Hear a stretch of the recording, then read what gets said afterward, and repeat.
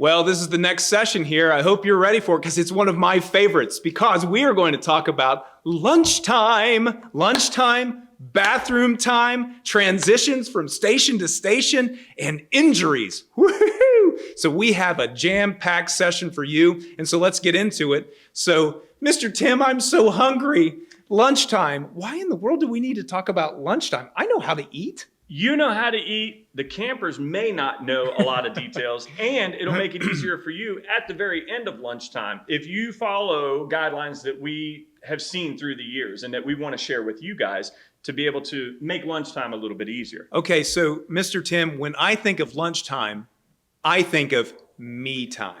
Me time, right? Because that's the time that I can sit back in the shade and sip my little juice box, eat my little peanut butter sandwich, and just have me time after dealing with all these little children for such a long time. Sure. Isn't that the case? Sure. 3 hours of kids is a long time, and you got 3 hours later to go in the afternoon. So no. Listen, camp and lunch is an all-day thing, and it's tough. I agree with you. It's tough. A lot of times dealing with middle of the day, hot time in the afternoon, we try to get you guys to shaded areas and different things with your table. But lunchtime is a time when you can really get to know and sit down with your campers. Sure, they're going to be sitting there and eating. You're going to have fast eaters. You're going to have slow eaters. But there's still tips and tricks to keep these kids engaged into what the camp is all about. And that is sharing the gospel of Jesus Christ with these children. And to do that, even at lunchtime, they're seated. They're really not running around doing a whole lot of games or engaged in other activities and crafts, and you can get to know them. Ask your campers questions. Find out their likes and dislikes. And as you work with it and see what they have food-wise, different things, you can share likes and dislikes on food, and they will build that relationship. You build that relationship with the camper. So in doing so, it's not a time for you to just disengage, step back, go to another table, separate. Whoa. So you're saying it's not me time and I actually have to work while I'm doing lunch? But lunch, we got a break. Well, can't I go over and talk to my buddy 2 tables over? Another counselor or... See, that's the tough thing. That's what we want to do. We want to take that time and take that break. But it's not about us. It's about what we're here for, and that's to teach the children. And so we still have to be engaged with our team, staying with our team. If you're on a team, you stay with your team. And so you want to be with that child and being able to engage in their life. So, yeah, stay with your table. So this is going to be a hard one, okay? So this is something where you're going to have to practice this, you know what it's called? Discipline. So discipline. So you're going to have to discipline yourself. You're going to have to practice one of those fruits of the Spirit. Man, what is that? Self-control. Oh, no. So self-control, you're going to have to practice because you will want to go over and talk to your buddy across the way. And, I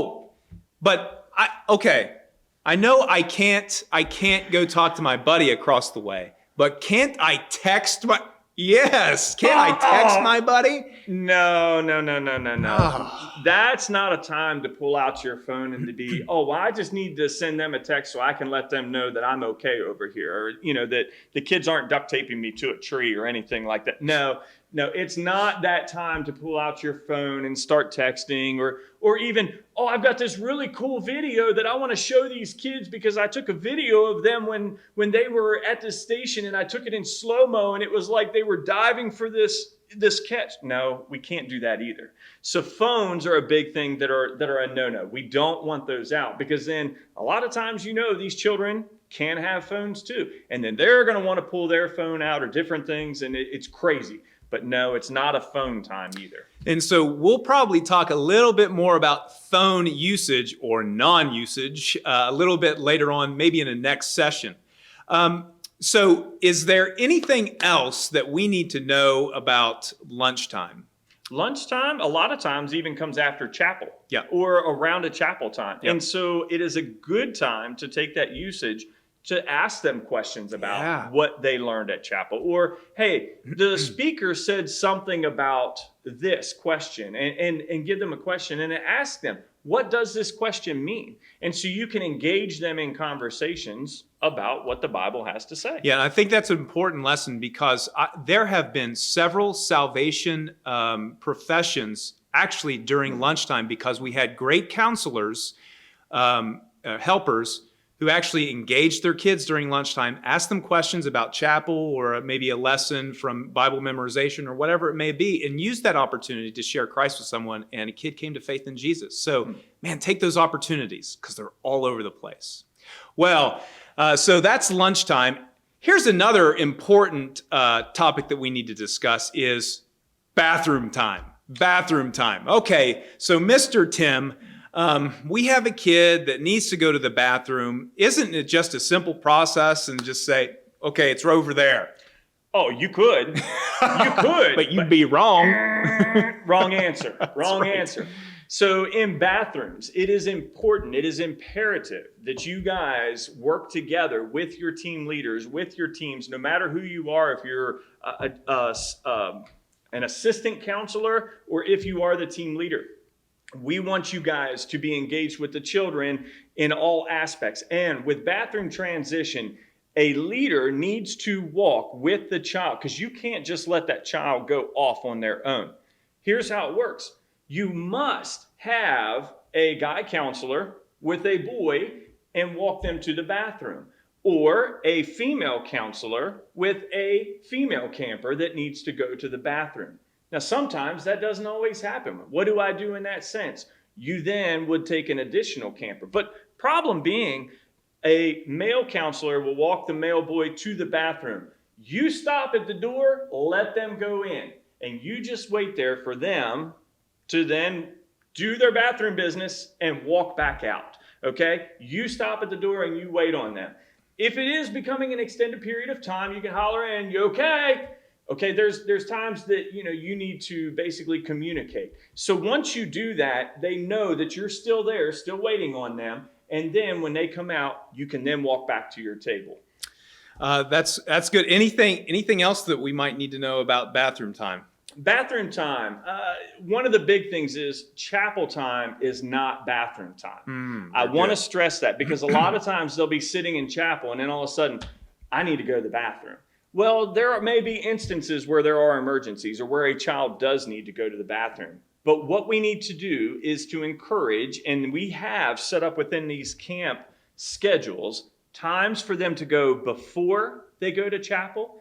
And even after they come out of chapel, they can go to the restroom. But we want to focus that chapel time is the Bible time, and that's what we want the children to be able to focus on. So when they are pulled out, if they go right during the middle of chapel, they might miss a vital section of a message where it may be something speaking or more directly related to their lives and for them to understand. So we don't want to miss those opportunities. So that's an important lesson, team leaders. You need to make sure, especially before chapel, that you take your group to the bathroom, if at all possible, and allow them to use the facilities there, then go to chapel, okay? Do the best you can with that. Good. Okay, well, great. Now, so we've been talking about transitions from station to station, to lunchtime, going to bathrooms. Now, let's just get more specific with transitions, okay? That doesn't seem very complicated. Why do we got to learn about transitions? Okay, so I got my team, and we are moving now from scripture memorization to chapel, okay? What's so difficult about going from point A to point B? There's nothing difficult with herding cats. Yeah, then let's move on. Oh, cats. You ever tried to herd a cat before? How about herding Jello? It's a blob, just moving back and forth, okay? So what would you say would be the process of moving from point A to point B with a group of children? Get them to visualize mimicking a line of ants. That's all you need them to figure. Yeah. But seriously, in getting them in transition time, usually when somebody comes across the loudspeaker to get them organized, or they're wrapping up crafts, or they're setting things over in different stations, have a station leader or have your team leader that basically will hold up the sign and point the kids to that. The first kid usually lines up with that line leader or with the team leader. And as they hold that sign up, they immediately will start to work with a line, and they can work with a line. in the process, and now where we're working on distancing Yeah. practices and distancing things, I know that we're saying, oh, there's supposed to be a 6 foot distance and a social distance. And I understand that. It's going to be a little harder coming through some of these lines. However, at each of these stations, we're working with other camp modifications and things that we will do. But as far as these children, you can encourage them, get behind the person and hold their arm out and make sure that you're far enough away that you are not touching that person in front of you. So I could put my arm up and keep my distance to where I'm not touching you. And being outdoors, sunshine, fresh air, open air, we're at an acceptable place where obviously it's going to be able to keep our distance a little better. But that's just something in the process. Hold up a sign, they start lining up, get them ready. And that's a time when you can encourage, hey, we're heading to this station next, and it might give them more incentive. Oh, yeah, I really enjoy that station. So they will want to line up. So you can give them the anticipation of where they're heading to next. And a lot of times they're going to ask, where are we going next? Where are we going next? And so you guys line up, I will tell you. And so, oh, okay, so a lot of them may want to get in line even faster that way. So every one of you, not just the team leader, is responsible to get the kids in an orderly line. Okay? So make sure that you help out, get everybody in line. Other things you need to remember is that make sure that your kids don't pick up acorns, they don't pick up sticks, they don't pick up rocks. So this has to do with lines, but it's all the time during camp. We don't want the kids picking these things up, throwing rocks, throwing acorns, swinging sticks around. They're kids, they want to do that. And so we have to kindly just say, hey, you need to put your acorn down or whatever it might be. Make sure that they put it down. No throwing things. Okay. We just want to remember that. Yeah, and with that, they keep those things on the ground. They keep a distance between their neighbor. It helps them to where they're not pushing or shoving, or that's where a lot of times where you get into the pushing and shoving. And I saw this kid do this. It will keep a distance. It will keep you said order.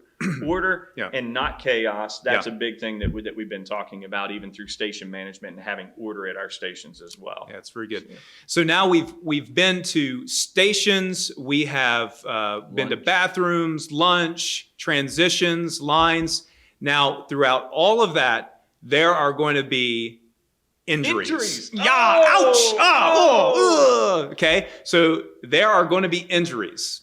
That's right. I got boo-boo. Okay, so a kid comes up to me, Mr. Tim, and maybe he gets a bee sting. Maybe he kind of fell down playing a game, scraped his leg. What do we do? What is then the process that one of the team leaders or the helpers do during this time? Team leader, assistant leader, helpers, whatever team you're with. What you need to do is look at that kid, obviously, and if they're not bleeding profusely, or totally immobile where they cannot move, those kind of things, encourage them and have someone walk with them to the pavilion. Most of the time they will get up, they'll walk, or maybe the wind got knocked out of them. Let them rest there until they get their air back in them, and then walk them down to the pavilion. There we have someone who will be able to handle the first aid that's needed. Yeah. And it may be something simple as I fell and I got a scrape on the mulch, and so I got a little blood. We're going to tell them, you're going to bring them to the pavilion, not walking them into the kitchen, but just bring them right underneath the pavilion. Find the camp leader, the camp director, or Pastor Mark, myself, somebody in that regard that can then assess the situation. They may tell you, hey, let them walk to the bathroom, let them rinse off that boo-boo with water, just rinsing it off. We'll give them a paper towel, come back, pat it dry. We'll see if it needs a Band-Aid, we'll put a Band-Aid on it.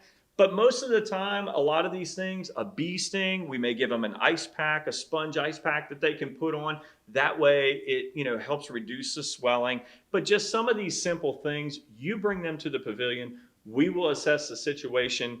And from there, most of the time, they're back within their team within about 15 or 20 minutes, and we can point you in the right direction. So another thing is make sure if there is a little injury that happens, make sure you tell your team leaders so that they know, and then they can help you assess what needs to happen at that point. Mr. Tim, if someone gets injured, maybe they twist their ankle and they can't really walk really well. Wouldn't it be just a wise idea for a couple of my teammates to go ahead and just pick them up and walk and carry them to the Oh, pavilion? absolutely not. No, Oh, we. man. I know, but it's contrary to what we want to do because we Yeah. want to help, and you all want to help. But what we need to do, if the kid cannot move, if they are immobilized, that they are down, they really feel something is wrong. It's quite possible there could be something wrong. We need to not move them. Come down to the pavilion, just you as the leader, come down to the pavilion and get the adult or the camp director or the camp nurse or the camp leader. And one of us or somebody will come up to that child and assess them right there before we intend to move them down. A lot of times, I mean, we've had injuries where it has been bad or severe. There's been things like that. But a lot of the times it just takes about 4 or 5 more minutes and the kid finally then is, oh, I'm okay, I start moving. Yeah. But never lift a child, never pick up a child, never move the child. You let them be, make sure they're in a safe area, that they are in an area where they're not going to be injured even more, but then we will come up and also assess the situation and then go from there. Yeah, that's right. So yeah, then again, make sure that someone stays with them. One of the assistant helpers stays with them, Yes. and then another assistant helper or even the team leader goes and gets help from an adult leader, and they'll come and get all that. Well, so that's lunch, that's bathroom, that's transitions, and that's injuries right there.